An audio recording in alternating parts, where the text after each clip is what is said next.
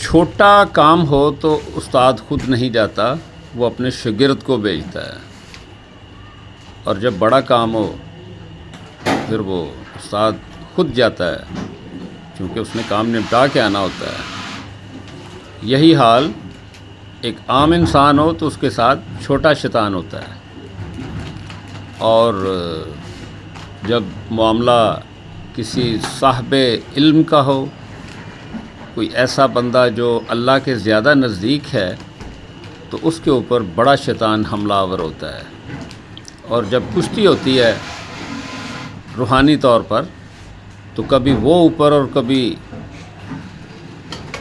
شیطان اوپر، کبھی بزرگ اوپر۔ جیت کس کی ہوتی ہے یہ نہیں پتہ، لیکن آپ نے عموماً دیکھا ہوگا کہ اپنی دنیاوی روزمرہ کے معاملات میں جب ہم کسی بزرگ کے ساتھ لین دین یا کوئی ایسا معاملہ کرتے ہیں جس کا تعلق حقوق العباد سے ہے، تو ہمیں اکثر نقصان ہوتا ہے۔ اس کی وجہ شاید یہی ہوتی ہے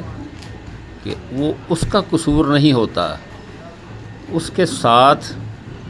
چپکا ہوا شیطان اسے مجبور کرتا ہے کہ تم یہ کام کرو۔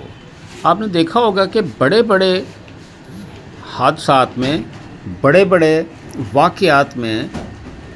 بڑے بڑے صاحب بصیرت، جس طرح ایک آئی تھنک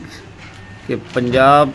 یونیورسٹی میں واقعہ ہوا تھا، پھر ایک ملتان میں ہوا تھا، اور ایک پشاور میں ہوا تھا۔ ان سب میں ڈین، ہیڈ آف ڈپارٹمنٹس اسلامی علوم کے وہ ملوث تھے، تو کسی کی